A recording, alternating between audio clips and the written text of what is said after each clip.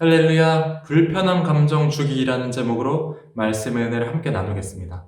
오늘 우린 본문을 통해서 사울 왕이 통제되지 않는 감정, 그리고 그로 인해서 다윗을 죽이려고 하는 시도를 보게 됩니다. 사울은 이스라엘의 왕이었지만 다윗 한 사람 때문에 망가진 사람이에요.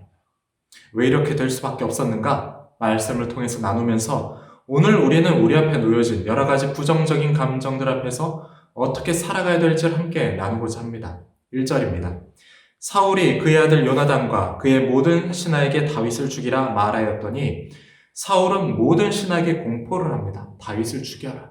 2절을 보면은 사울이 다윗을 죽이기를 꾀했다라고 말해요. 다윗 죽이려고 안간힘 쓴 겁니다. 고민하고 계획을 한 거예요. 무엇 때문이었는가? 감정의 문제 때문이었습니다. 성경을 보면 여인들이 사울은 천천히요 다윗은 만만이다. 그렇게 사울보다 다윗을 더 높이는 칭송하는 노래를 들은 그날부터 사울이 다윗을 주목하여 보았다라고 기록하고 있습니다. 백성들이 자신보다 다윗을 이 더 높이고 칭송하는 것, 거기에 대한 이 부정적인 감정에서부터 다윗을 죽이려고 하는 마음까지 생겨버린 겁니다. 그래서 감정을 잘 다스려야 합니다. 감정을 스스로가 다스리지 못하고 감정에 내 말과 행동과 생각이 휘둘려 버리면 우리도 사울처럼 감정이 상해버릴 수 있어요. 우리는 감정이 언제나 진실하다고 믿습니다. 그래서 감정이 생기는 대로 반응할 때가 많습니다. 나에게 어떤 감정이 들 때 그 감정이 드는 것을 당연하게 생각하기 때문에 기분이 좋은 감정이 들면 좋게 반응하고 나쁜 감정이 들면 나쁘게 반응합니다. 하지만 감정이 반드시 진실이라는 법은 절대 없습니다. 때때로 감정은 우리의 진실과는 무관하게 흘러갑니다.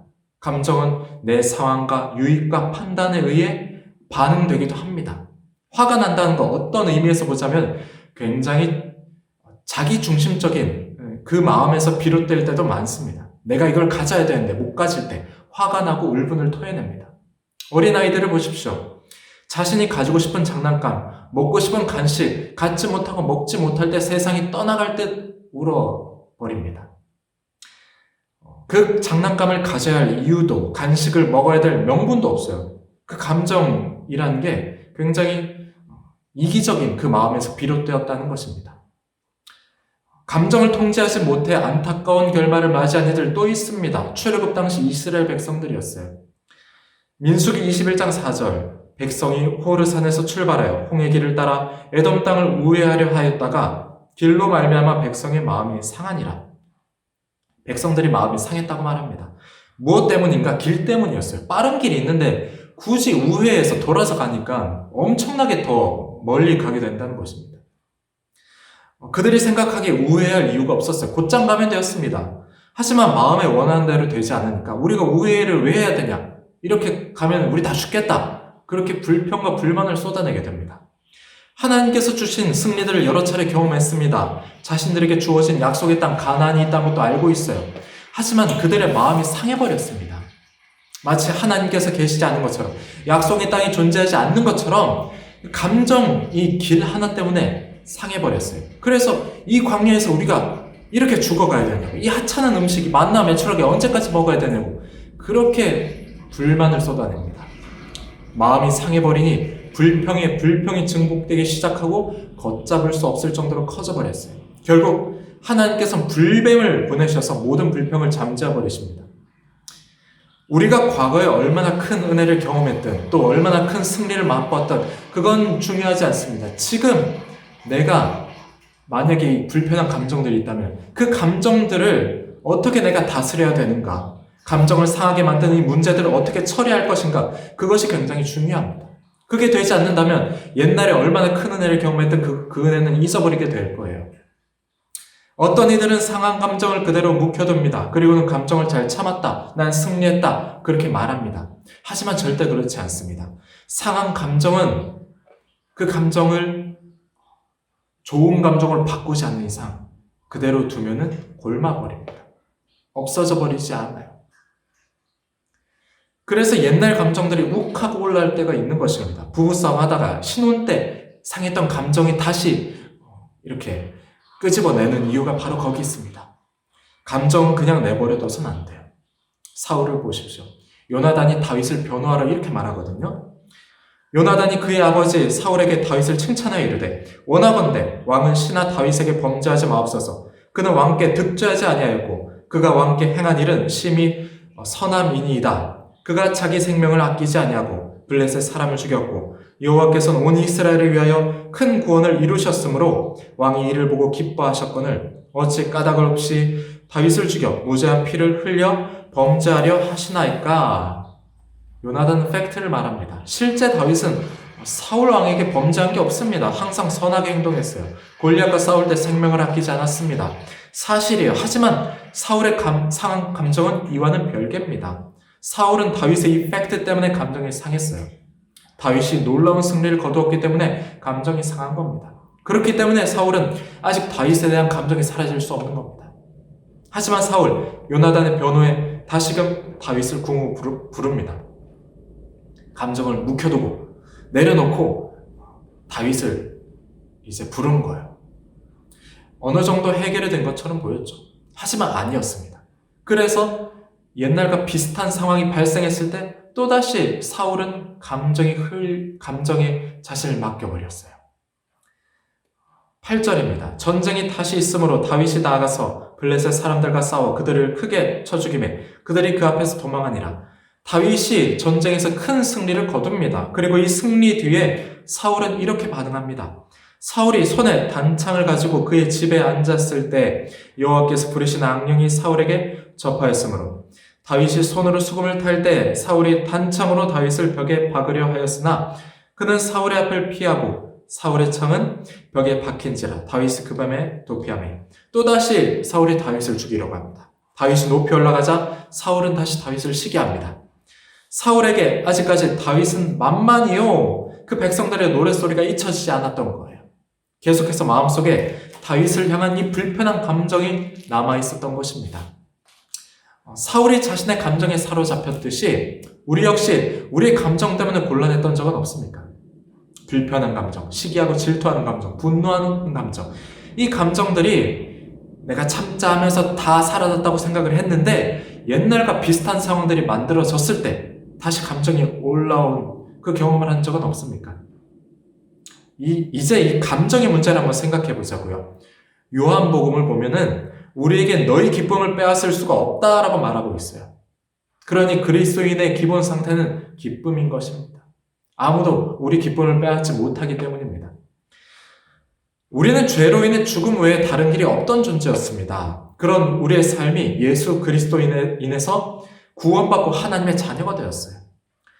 이 세상에 살지만 영원한 하나님 나라를 깨닫게 되었습니다. 육적인 존재에서 영적인 존재가 되었습니다.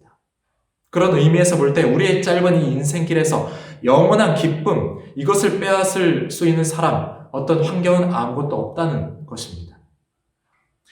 나의 감정을 방해하고 마음을 상하게 하는 그 무언가 있다면 스스로에게 이렇게 자문을 해보십시오. 이게 정말 내 힘을 낭비할 만한 일인가?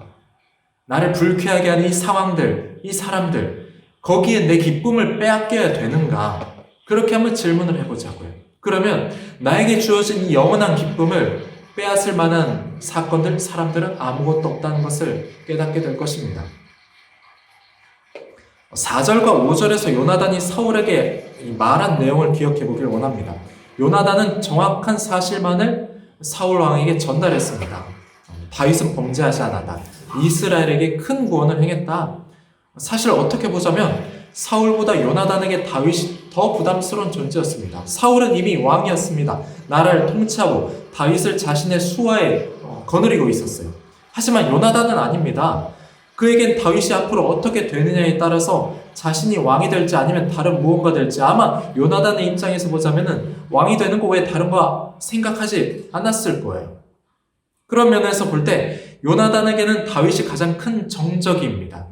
하지만 요나단, 다윗을 자신의 미래의 계획이나 유익에 따라서 대하지 않았습니다. 정확한 사실관계만을 토대로 사울 앞에서 다윗을 변호했어요. 요나단의 눈이 질투나 이익에 가려지지 않았던 이유가 있습니다. 1절입니다. 사울이 그의 아들 요나단과 그의 모든 신하에게 다윗을 죽이라 말하였더니 사울의 아들 요나단이 다윗을 심히 좋아하므로 얼마나 좋아했는가 그거는 전장인 18장에 나오고 있어요.